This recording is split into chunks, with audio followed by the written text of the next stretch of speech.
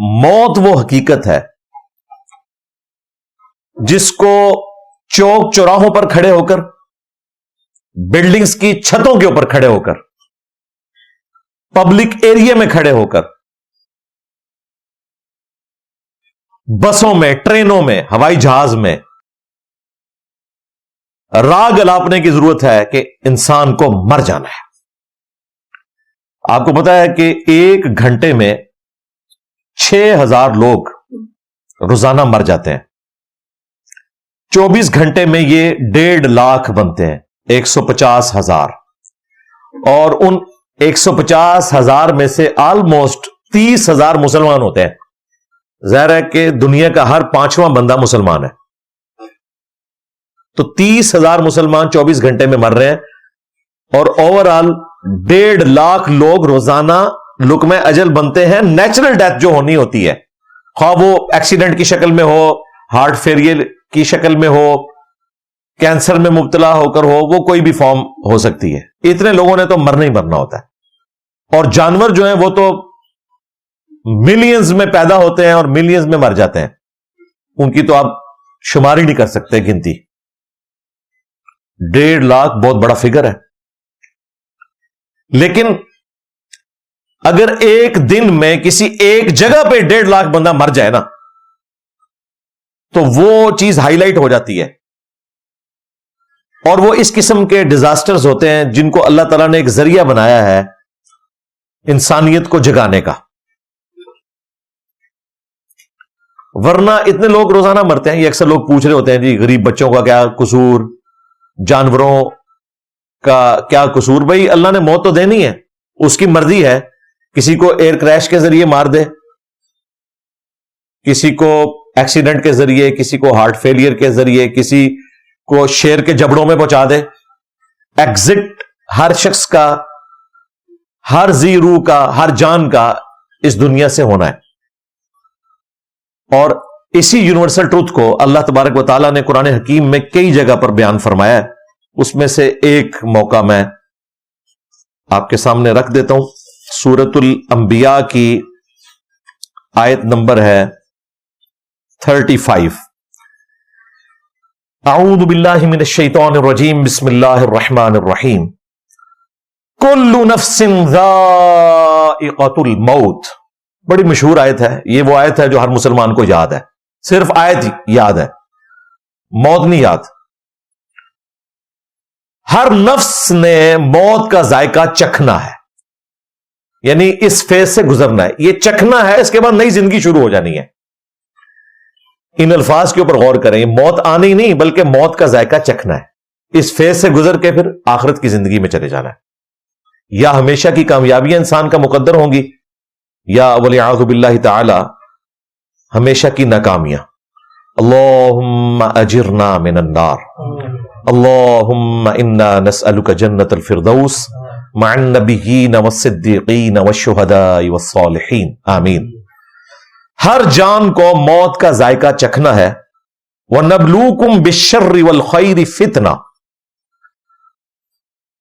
اور ہم تمہیں بالضرور آزمائیں گے شر اور خیر کے ذریعے، یہ فتنہ ہے تمہارے لیے، جانچیں گے تمہیں، اس ابتلا میں ڈالیں گے، کبھی خیر دے کر کبھی شر دے کر۔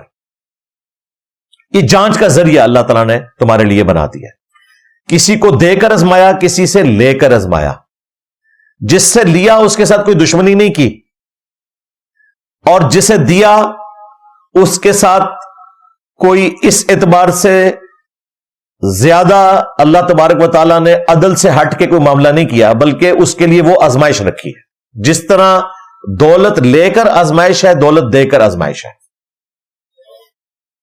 لہذا یہ ڈیمانڈ کرنا کہ اتنے لاکھ لوگ بھوک سے کیوں مر جاتے ہیں، اس لیے کہ یہ آپ کی ذمہ داری ہے۔ آج بھی دنیا کی 50% دولت 50 بندوں کے پاس ہے، اور باقی 8 ارب انسانوں کے پاس بقیہ کی دولت ہے۔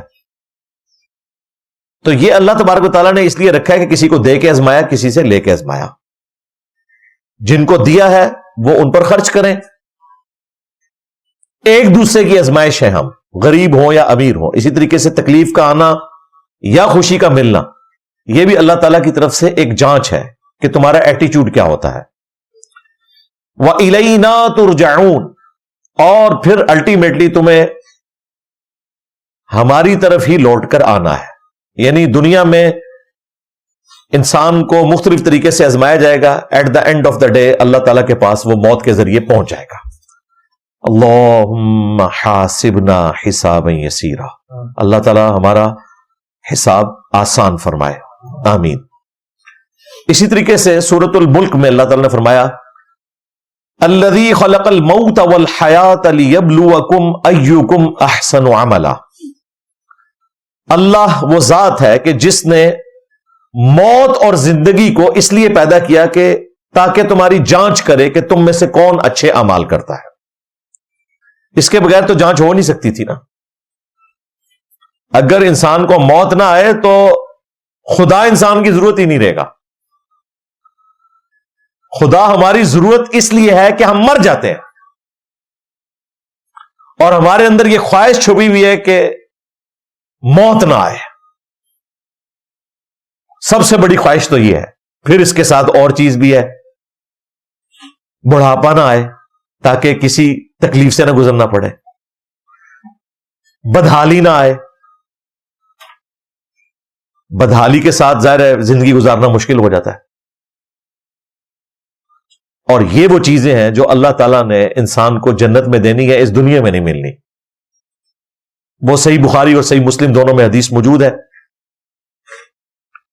کہ موت کو مینڈے کی شکل میں قیامت کے دن لا کر ذبح کر دیا جائے گا. پھر جنتیوں کے لیے خوشخبری ہوگی کہ تمہیں موت نہیں آئے گی, ہمیشہ جنت میں رہو گے. اور جہنمیوں کے لیے حسرت میں ایسا اضافہ ہوگا کہ وہ حسرت ختم نہیں ہوگی کہ تمہیں بھی موت نہیں آئے گی. اسی طریقے سے بخاری مسلم میں ایک اور حدیث ہے, مسلم شریف میں ذرا تفصیل کے ساتھ ہے, کہ جب جنتی جنت میں پہنچ جائیں گے تو اللہ تعالیٰ کی طرف سے اناؤنسمنٹ ہوگی اہل جنت کے لیے کہ تمہیں مبارک ہو, آج کے بعد تمہیں کبھی موت نہیں آئے گی. آج کے بعد تم کبھی بدحال نہیں ہوگے, ہمیشہ خوشحال رہو گے. آج کے بعد تم کبھی بوڑھے نہیں ہوگے, ہمیشہ جوان رہو گے. وہ 30 سال کی عمر رہے گی. اور آج کے بعد تمہارا رب تم سے کبھی ناراض نہیں ہوگا, ہمیشہ راضی رہے گا. یہی چیزیں تو ہمیں چاہیے. چونکہ موت ہمیں آ جاتی ہے, بڑھاپا آ جاتا ہے, بدحالی آ جاتی ہے, اس لیے خدا ہماری ضرورت ہے. اور پھر یہ عقلی تقاضا بھی ہے, دنیا میں ایماندار بن کر زندگی کیوں گزاروں؟ اگر آخرت کا دن نہیں ہے تو جانوروں کی طرح بیہیو کرنا چاہیے. انسان کیوں سیولائزڈ ہوتا ہے, دوسروں کا خیال رکھتا ہے, اس کی جبلت میں, اس کی نیچر میں یہ چیز ہے, انسٹنکٹ میں.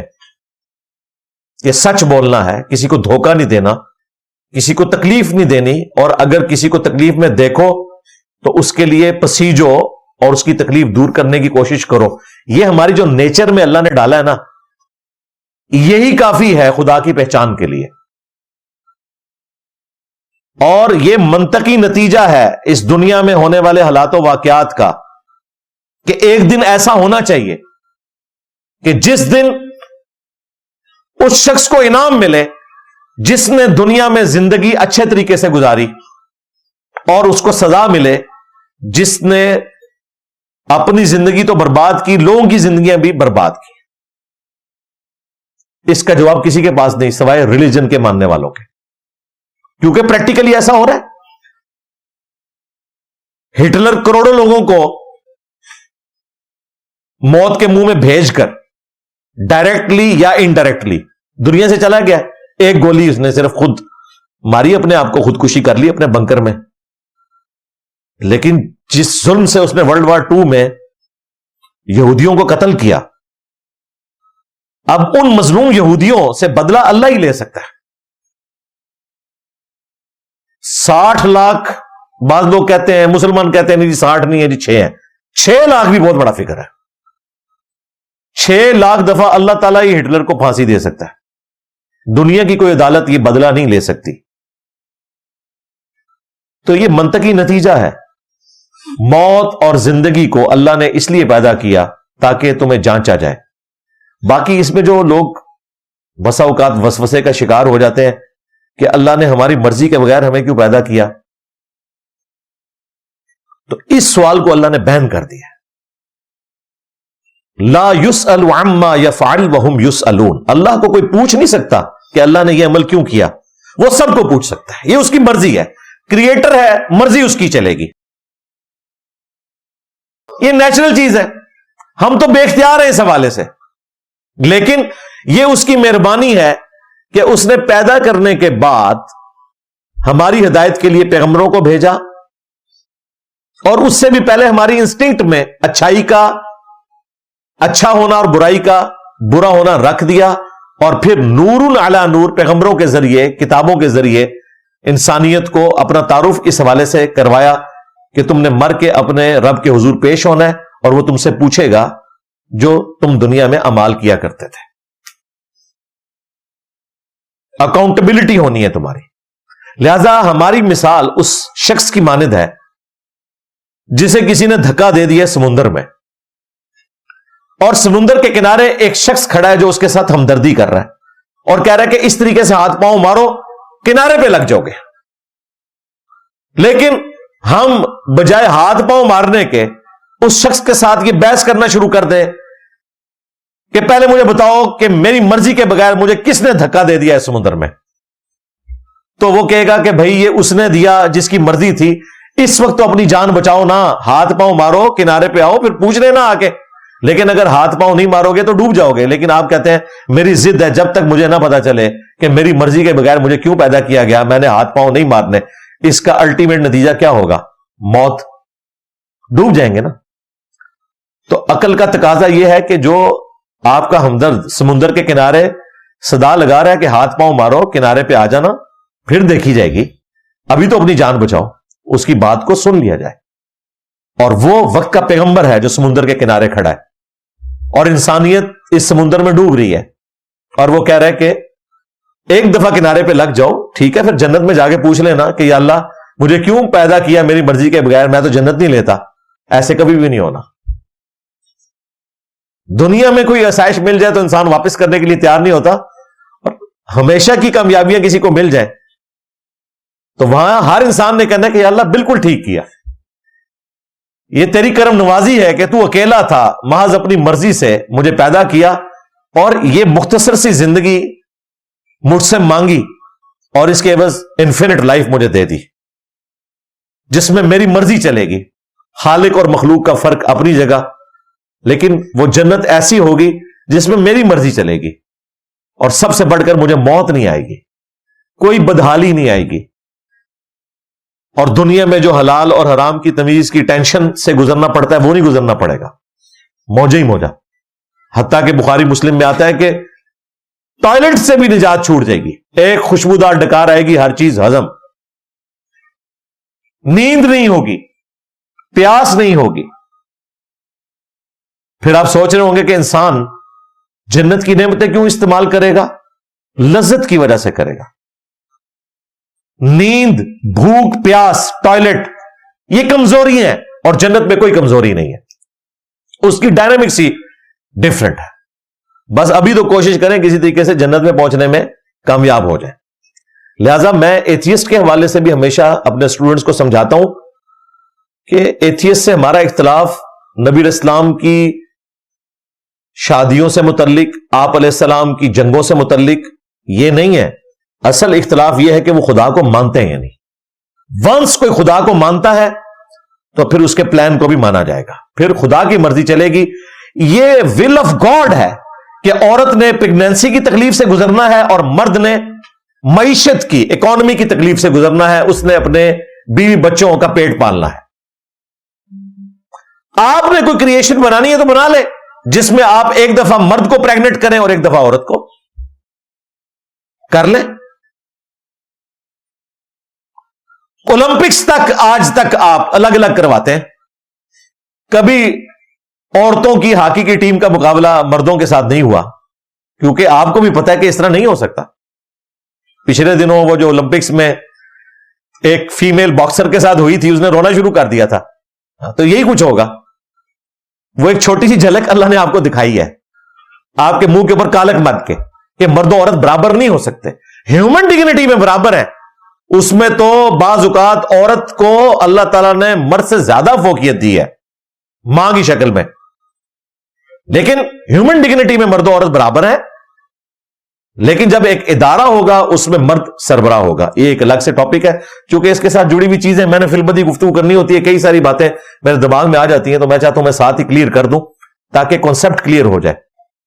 تو خدا کو کوشچن کر سکتا ہے کوئی بھی, لیکن ونس خدا کو مان لیا اب ول آف گاڈ کو مانا جائے گا. باقی سارے سوال بین ہیں. یہ ہمارے جو مذہبی سکالرز ایتھیسٹ کے ساتھ بیٹھ کے بحثیں کرتے ہیں نا, اور قرآن پاک کی آیات اور احادیث کو سائنٹیفک طریقے سے بسا اوقات اور بسا اوقات نان سائنٹیفک طریقے سے کھینچ تان کے ثابت کرنے کی کوشش کرتے ہیں, اور اکثر اوقات ذلیل ہی ہوتے ہیں ایتھیسٹ کے ہاتھوں. وہ اس لیے ہو رہے ہیں کہ انہوں نے خدا کی نافرمانی کی ہے. اللہ نے اس سوال کو بین کیا, لا یسأل عما یفعل وہم یسألون. اللہ کو کوئی پوچھ ہی نہیں سکتا کہ اس نے یہ کیوں کیا. کوئی نہیں پوچھ سکتا نمازیں 5 کیوں ہیں, کوئی نہیں پوچھ سکتا کہ کعبہ شریف کے گرد 7 چکر کیوں ہیں, 5 کیوں نہیں ہے, اور یہ ہے بھی کیوں ہے. اللہ کی مرضی. کوئی نہیں پوچھ سکتا کہ ہم نے نماز قبلہ رخ ہو کر کیوں ادا کرنی ہے, ول آف گاڈ ہے. کوئی نہیں پوچھ سکتا کہ اے اللہ تو ہمیں ڈائریکٹ بھی تعارف کروا سکتا تھا, تو نے پیغمبروں کا ذریعہ کیوں اڈاپٹ کیا, تو پیغمبروں کا محتاج بھی نہیں تھا. اس کا جواب کیا ہے, ول آف گاڈ. کوئی نہیں پوچھ سکتا کہ ہمیں بچپن میں ماں باپ کا اتنا محتاج کیوں بنایا. ہر انڈیویجول کو جوانی کی حالت میں آسمان سے زمین پہ اتارتا اور آزمائش کر لیتا. یہ ول آف گاڈ ہے. بیوی بچوں کا رشتہ, یہ ول آف گاڈ ہے. اور ان ساری تکلیفوں سے آپ نے گزرنا ہے. ہماری زندگی کی کشتی نے اسی پانی پہ چلنا ہے, لیکن یہ پانی اس کشتی میں سوار نہ ہو ورنہ کشتی ڈوب جائے گی. لیکن کشتی کو پانی سے نکال بھی نہیں آپ سکتے ورنہ آپ ناکام ہوگے, کیونکہ سفر اسی پانی پہ طے کرنا ہے. یہی فرق ہے رہبانیت میں اور اسلام میں. اسلام میں کوئی رہبانیت نہیں ہے, کوئی صوفیزم نہیں, کوئی مسٹسزم نہیں ہے. ڈائنامک لائف ہے, لیکن حلال اور حرام کی تمیز کرنی ہے. یہ امتحان گاہ ہے, اسی میں رہنا ہے. مجھے بتائیں, جو شخص امتحان گاہ سے باہر نکل جائے وہ فیل ہوتا ہے یا پاس؟ فیل. تو یہ جو لوگ بھی دنیا چھوڑ کے جنگلوں میں جا کر عبادت کرنا چاہتے ہیں جی, 40 سال تک عبد القادر جیلانی نے جی پتے کھا کے گزارا کیا, کیڑا نیکی دا کام کیتا ہے یار. اس کو کرامت بنا کے پیش کر رہے ہو. اگر انہوں نے یہ کیا ہے, اسی بات کے اوپر ان کی پکڑ ہو جانی ہے. بخاری مسلم میں حدیث ہے, نبی علیہ السلام تو چند دنوں کے لیے غار حرا پر جاتے تھے تو آپ کی بیوی ہماری ماں سیدہ ختیجہ سلام اللہ علیہا ٹفن میں کھانا باندھ کے دیتی تھی ان کو. نبی علیہ السلام تو پتے کھا کے گزارا نہیں کرتے تھے, اور نہ وہ بغیر کھائے پیے اتنا عرصہ زندہ رہتے تھے. سب کہانی ہے, سب جھوٹ ہے. تو ریلیجن آپ کو ایک پریکٹیکل لائف دیتا ہے, شیڈیولڈ لائف دیتا ہے. شریعت لعنت نہیں ہے بلکہ اللہ کی رحمت ہے کہ آپ شیڈیولڈ لائف گزارتے ہیں. سیکس ڈسپلن یہ کوئی پابندی نہیں ہے, یہ اللہ کا احسان ہے انسانیت کے اوپر. ورنہ تو دنیا ہر وقت یہی کام کرتی رہے گی اگر سیکس ڈسپلن نہ ہو تو. اگر میاں بیوی کا رشتہ اور اس کے ذریعے خاندان کو وجود نہ بخشنا ہو اور رہبانیت کی زندگی گزارنی ہو تو انسانیت تو کب سے ختم ہو گئی ہوتی. آج دنیا میں انسانیت جو قائم ہے وہ صوفیوں کی وجہ سے, راہبوں کی وجہ سے نہیں ہے. اگر سارے ہی راہب بن جاتے تو آج ہم دنیا میں پیدا ہی نہ ہوتے. دیکھیں بابوں کا کتنا بڑا نقصان تھا. اگر یہ سارے ہمارے آباء و اجداد بابوں کے راستے پہ اس طریقے سے چلتے اور جنگلوں میں جا کے بیٹھ جاتے, نہ شادی کرتے نہ بچے ہوتے, تو آج ہم نے ہونا ہی نہیں تھا دنیا میں. ہمارا دنیا میں آنا جو ہے وہ بابوں کی موت ہے. کہ اس معاملے میں ہمارے بزرگوں نے بابوں کی پیروی نہیں کی اور پیغمبر کی بات کو مانا اور نیچر کو اڈاپٹ کیا.